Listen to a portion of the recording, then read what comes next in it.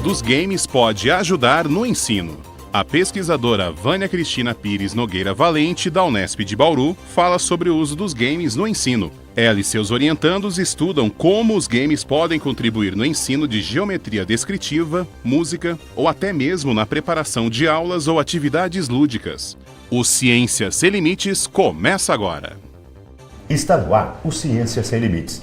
Como vocês puderam ver na abertura, o assunto do programa desta semana é games, tecnologia, auxiliando o ensino, ou seja, beneficiando as pessoas com o aprendizado. Ao nosso lado está a pesquisadora e professora Vânia Valente, do Departamento de Artes e Representação Gráfica, aqui da Faculdade de Arquitetura, Artes e Comunicação, a FAAC, do campus de Bauru da Unesp. Prazer em tê-la no Ciência Sem Limites, professora. Prazer é meu, João. Agradeço o convite. Antes da gente entrar no tema que foi destacado na abertura, conta pra gente a sua formação acadêmica. Bom, minha formação, João, são 30 anos de Unesp. Eu sou da área de informática, computação. Daí eu fui tendendo para computação gráfica, design. O meu doutorado já foi na área de ensino de desenho, na Politécnica, da USP. E a livre docência já o ensino de game, a utilização de games no ensino do desenho. Perfeito. A professora Vânia Valente é filha de Peixe e Peixinho. Ela é filha do professor Gualberto Pires, que pertenceu à Unesp e hoje desfruta do descanso, mas está na ativa. E o Gualberto é uma pessoa aqui da cidade de Bauru extremamente conhecida, porque jogou no Noroeste, foi técnico, é uma pessoa que hoje emprega o seu tempo em benefício da comunidade como voluntário, né? Sim, é um orgulho. É um orgulho, realmente, tanto para a Unesp quanto para a sociedade bauruense. Parabéns. Eu que fico feliz. Vamos começar então a falar do tema do objeto de pesquisa.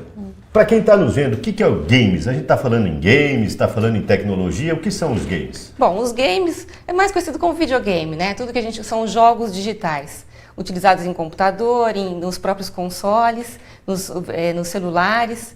Então, jogos que as pessoas conseguem jogar através de uma tela, a gente chama de games digitais. Agora, os games, tem muita variação de idade ou vai desde de criança, passando pela adolescência e adulto também, né? Bom, tem basicamente duas classificações, né? Os jogos sérios e os outros tipos de game. Os jogos chamados de jogos sérios são jogos desenvolvidos especificamente para o ensino. E os outros games é mais para o entretenimento, mas também podem ser utilizados, né? Os que eu utilizo na minha pesquisa são os games comuns mesmo, não são os games que foram feitos especificamente para o ensino. Quer dizer, para quem está nos assistindo, esses games, muita gente falava assim, os games levam à agressividade, leva ao jovem a ficar agressivo, porque tem que atirar, tem que matar. Como é que a sua pesquisa vê esse ponto? Na parte de psicologia eu não entrei muito a fundo, mas o que dizem, as pesquisas que eu me baseei são assim, depois que a pessoa sai de uma lan house ou de um videogame, ela está com a adrenalina mais forte mesmo. Mas depois disso ela acalma e isso não tem depois uma consequência, né? A minha pesquisa foi na área cognitiva, então de fato os games auxiliam muito o desenvolvimento cognitivo, principalmente aqueles que você tem que atingir um objetivo com rapidez e tem que tentar não ser atingido. Então os games chamados de atirador em primeira pessoa, que você só vê a sua arma e a visão da tela e a visão do jogador, você não vê quem vem por trás e você tem que atingir o objetivo com rapidez. E isso estimula muito, isso estimula a atenção, estimula a memória, a rapidez de reflexo, e esses fatores cognitivos é o que implicam no ensino da minha disciplina aqui na Faculdade de Artes. Que é a geometria descritiva. Que é a geometria descritiva. O que é geometria descritiva? Geometria descritiva dá muito medo nos alunos, né? Geometria descritiva é um desenho técnico, uma parte do desenho técnico, que você faz as projeções dos objetos. Então você tem um objeto tridimensional, você tem que representar isso no papel. Esse objeto que a gente está vendo agora é geometria descritiva, está em 3D. Está em 3D. O objeto está em 3D, é um objeto físico. Para você representar no papel, fazer um projeto, você vai ter que colocar isso no plano. Aí você usa a geometria descritiva, que são as projeções. Ali. E aí o aluno tem que ver aquele objeto, tem que enxergar a vista de cima, de frente, de lado. E para isso ele tem que ter habilidade de visão espacial bem desenvolvida. E o game auxilia? Muito. E isso é uma habilidade que não é, fala assim, genética, não é o dom. A pessoa desenvolve essa habilidade. E o game, o esporte, né, o esporte de contato também auxilia muito o desenvolvimento disso. Essa cena que a gente está vendo é o que se fala da pessoa na primeira... Atirador em primeira pessoa. Quer dizer, você só vê, é como se tivesse o olho, a câmera fosse seu olho. Isso. Tem vários, a maioria dos jogos de atirador em primeira pessoa é muito sanguinário, né? A pessoa mata, morre, você vê pedaços de gente. E agora tem alguns jogos que são um pouco mais leves, que são com robôs, com desenhos. Esse que eu estou mostrando chama Overwatch. E é mais, assim, mais animação. Então não tem aquele apelo do sanguinário todo como esses últimos jogos. E você notou que os alunos, a partir do momento que eles começam a interagir com os games, eles melhoram na sala de aula? Tá, a minha pesquisa foi assim, eu vi quem jogava game e qual era a habilidade dele, né? Eu não tive um tempo de fazer, vamos jogar para ver que se vai melhorar. Então, foi uma constatação que eu fiz. Né, os alunos que chegavam na escola e já tinham o hábito de jogar esse tipo de game, realmente eles de início tinham uma habilidade maior. Deslanchava melhor. Isso. Os outros também aprendiam, mas demorava um pouco mais. Tá? E não só game, João, esporte também. O esporte também. O esporte também. Mas também você não pesquisou quanto tempo, quantas horas, quantos minutos diários eles praticam? Sim, a maioria joga quase todo dia.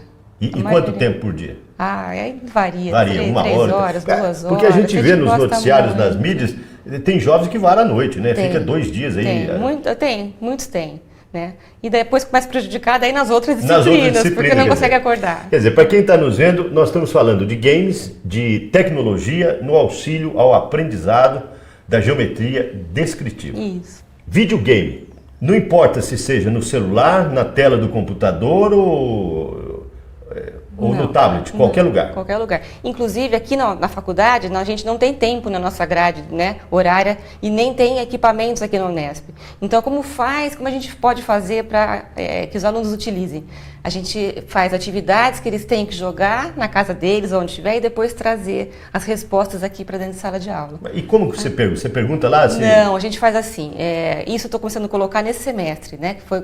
Eu acabei a pesquisa de livre docência e agora eu estou implantando.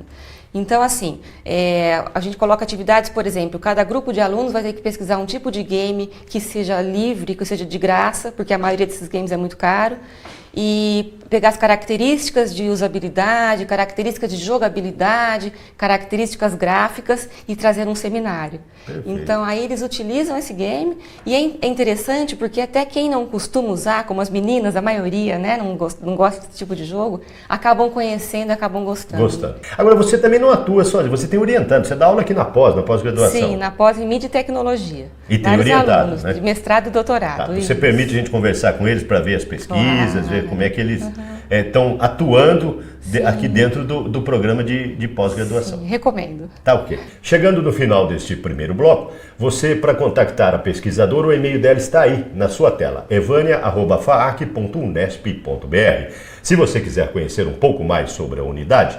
www.faac.unesp.br. Clique em departamentos, você vai encontrar lá o Departamento de Artes e Representação Gráfica, o famoso DARC. Aí você pode interagir também com a professora Vânia Valente. Para você contactar conosco, o e-mail está aí na sua tela, cienciasemlimites@tvu.unesp.br. E para rever os nossos programas, www.tv.unesp.br. Um breve intervalo, a gente volta na sequência, um instante só.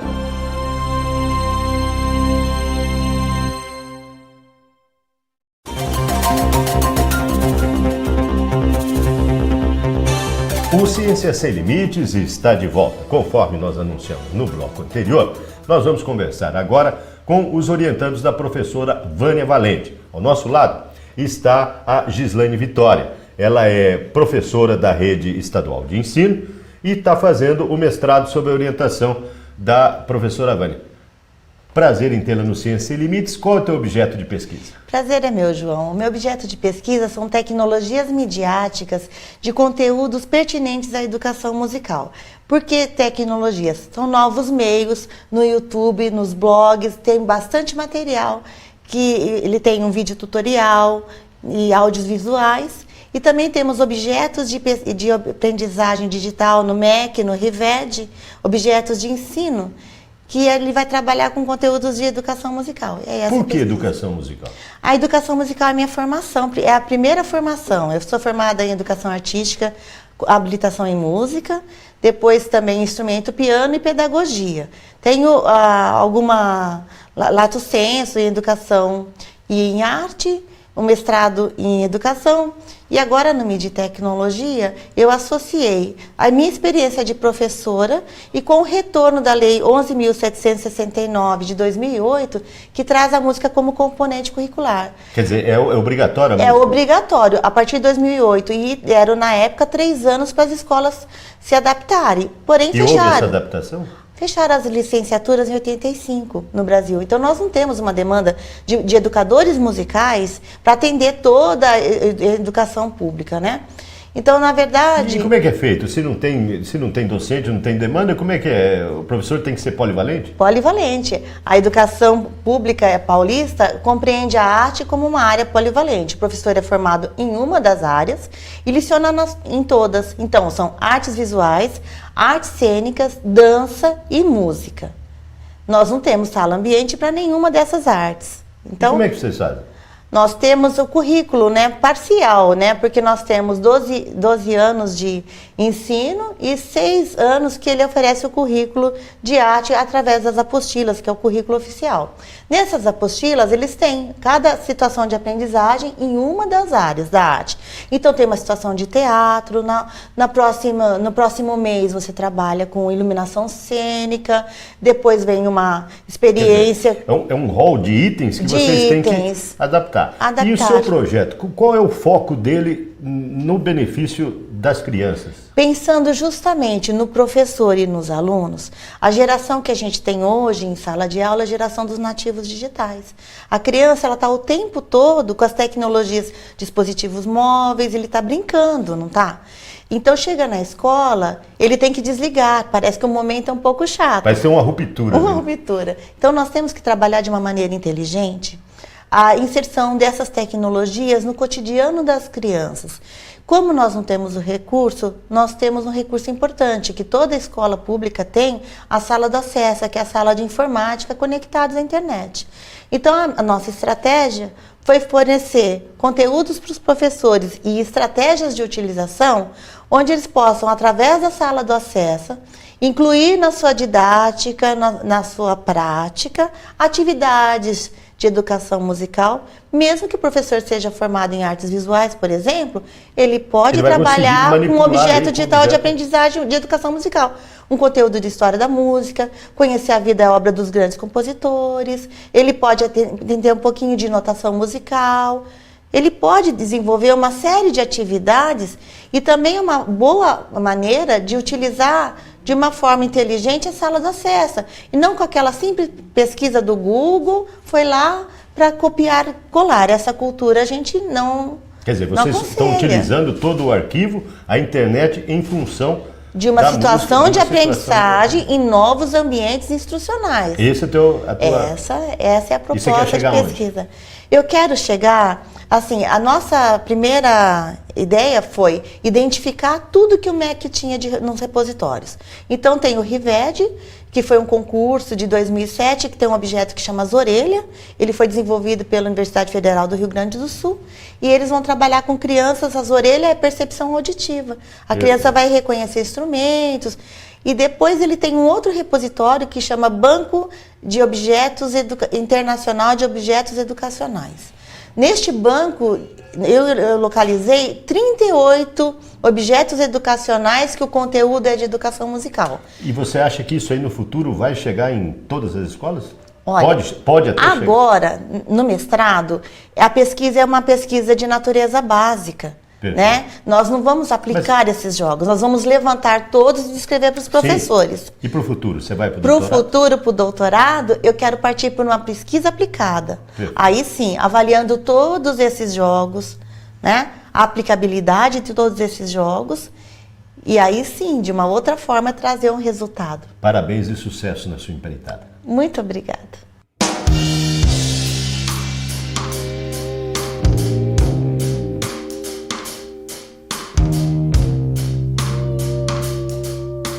O Ciências Sem Limites conversa agora com o Nicolas Grassi. Ele é doutorando e está sob a orientação da professora Vânia Valente. Qual que é o teu objeto de pesquisa? Então, atualmente no doutorado eu estou pesquisando a gamificação, que é uma estratégia de gamificação nas salas de aula. Como que aplicar é gamificação? isso na sala de aula. Gamificação seria o seguinte, seria pensar como game designer, como criador de jogos, para resolver algum tipo de problema. É uma estratégia, como qualquer outra que você pode aplicar em qualquer lugar. Uma motivação, por exemplo? Pode ser também. A gamificação é você observar como os criadores de jogos pensam, pegar, a gente chama de game thinking, né? Como eles elaboram? Como eles elaboram, como que eles fazem, quais as preocupações deles para motivar as pessoas, engajar as pessoas a jogarem os seus jogos. E aplicar num contexto diferente, tentando solucionar algum problema. Por exemplo? Então, por exemplo, a educação. Ela tem um problema muito sério hoje de motivação. Ela não é de hoje também, né? Isso é um problema muito sério há muito tempo. Que, de fato, algumas vezes as aulas podem ser chatas, não pode ser motivadora, principalmente para os nativos digitais, pessoas que já estão mais acostumadas com tecnologias rápidas, informação rápida, né? Então, acho que a gamificação, ela casa bem com essa tecnologia invadindo a educação. Ou seja, para quem está nos assistindo, você vai buscar essas técnicas aplicadas à educação. Exato. A ideia é tentar motivar mais os alunos usando técnicas de design de games. Então, dois tipos de motivações no caso, a intrínseca e a extrínseca. Já né? tem alguma luz no fim do túnel? Já conseguiu levantar o Olha, cuidado? já consegui aplicar com alguns alunos. Eu dou aula de design de games e numa aula de design de games eu fui falar de gamificação. Eu achei que era válido eu gamificar a aula, né? Então a gente fez uma aula diferente, que teve algumas coisinhas que eles tinham que perceber durante a aula, depois eu fazia perguntas e respostas e o feedback foi muito positivo. Eles entenderam muito bem essa aula. Parabéns, sucesso na sua empreitada. Obrigado. O Ciências Sem Limites vai para um breve intervalo. No bloco seguinte, a nossa conversa continua com a professora e pesquisadora Vânia Valente, aqui da Faculdade de Arquitetura, Artes e Comunicação do campus de Bauru. É um instante só, Ciências Sem Limites volta já já.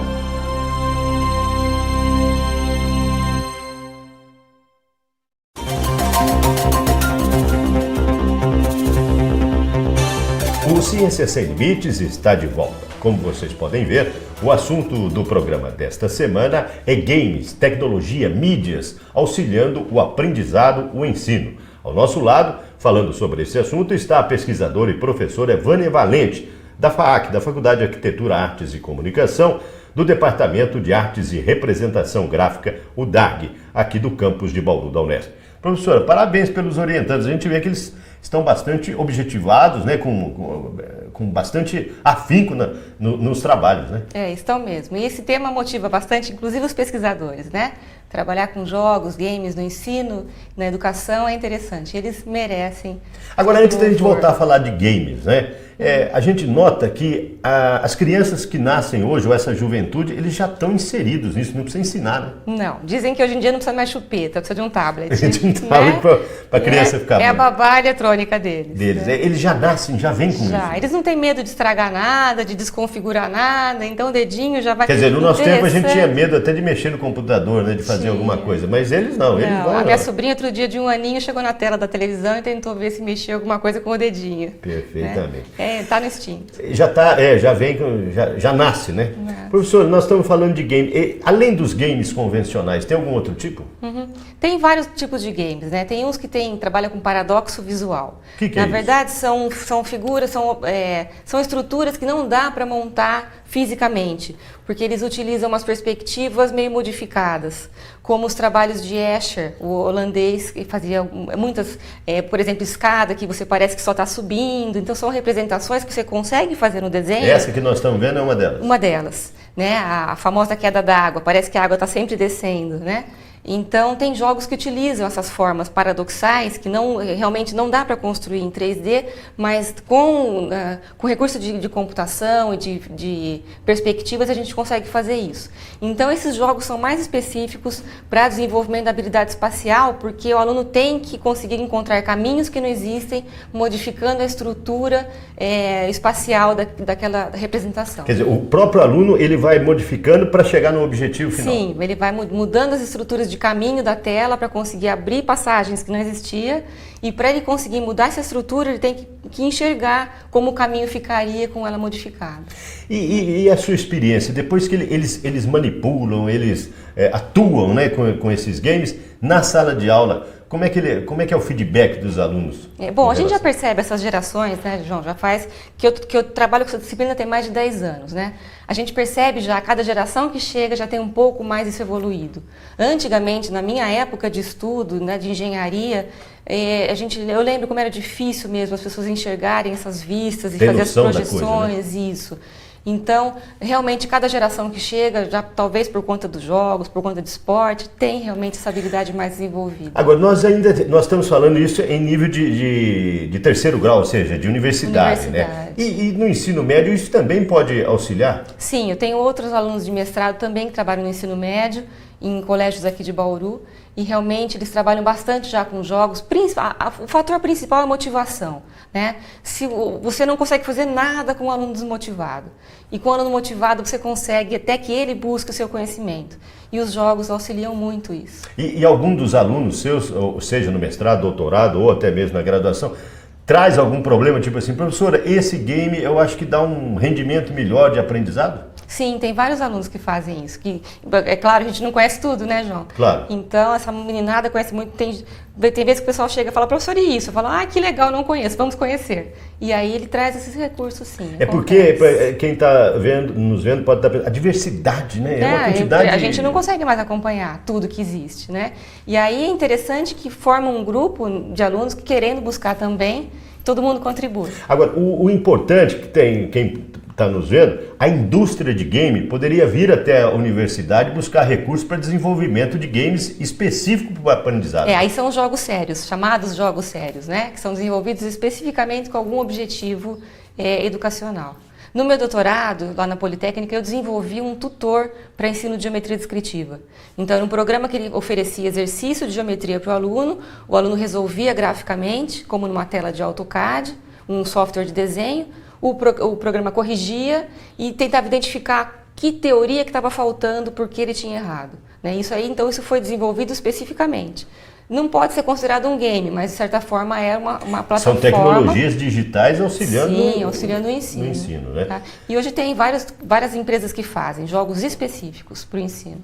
Você acredita, no seu ponto de vista, como pesquisador e experiência, né? Ao longo dos anos, a rede pública pode até decretar o game como uma disciplina?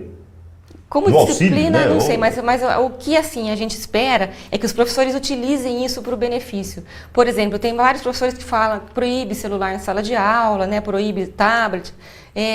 Em vez de proibir, João, acho que com criatividade dá para a gente incentivar o uso por um benefício. E isso é importante, isso é muito né? importante. Mas também pode recorrer naquele problema do professor, do docente não acompanhar a tecnologia. É o que acontece. A maioria das vezes. A maioria. Né? Quer dizer, eles falam, não, parei no tempo, meu salário é baixo, né, e tal, eu não vou fazer curso, eu não vou atrás disso, né? É mais confortável pegar o giz e dar aula com o giz, que é o que a gente sabe. É o que a gente sabe. Não que esteja terminando, o que eu não perguntei que você gostaria de contar da tua pesquisa ou desse assunto que a gente está aqui conversando? Tá. É importante assim, o game não é a salvação da pátria, né? É claro que precisa mesmo ter o conteúdo, é a ferramenta. Né? Então, o que eu posso falar é assim, a gente pode ver nesses games um auxílio e de fato realmente tem bastante coisa interessante. Quer dizer, é um ponto positivo, É né? positivo. Então, se a gente sai dessa zona de conforto, que é o giz, né, e realmente aquelas lousas imensas, explicações, e pode facilitar a nossa vida em sala de aula e a vida dos alunos. Então, eu recomendo, é legal. Basta o profissional, né, o professor, ser de vanguarda, ou seja, avançar um pouquinho no conhecimento. Sim, sair da zona de conforto que você falou. Olha, parabéns pelo teu trabalho, parabéns pela sua equipe. Obrigada, João. Sucesso, né? Ela falou que tem 30 anos de Unesp, não vai aposentar tão cedo. 30, são 19 anos de Faculdade de Ciência e 11 agora de FAC. Bastante, né? Deu muito 30. Tempo, Não, depois teve mais um que eu estava na parte do polo computacional. Da parte administrativa. Mas vai ficar ainda por muitos e muitos anos aqui, porque você faz o que você gosta, então não é trabalho, é diversão. Né? É bom, é bom. Parabéns e sucesso. Obrigada, João. Você, obrigada pelo convite. Imagina. Para você contactar a pesquisadora, o e-mail dela está aí na sua tela, vania@faac.unesp.br. Para conhecer um pouco mais sobre a unidade, www.faac.unesp.br. Para rever os programas ou assistir a nossa programação, www.tv.unesp.br. E você pode baixar o aplicativo Unesp TV e assistir os nossos programas em qualquer celular ou tablet, onde você quiser, em qualquer plataforma. Na próxima semana, o Ciência Sem Limites estará de volta, uma nova pesquisa, um novo pesquisador. Nós esperamos por você. Até lá!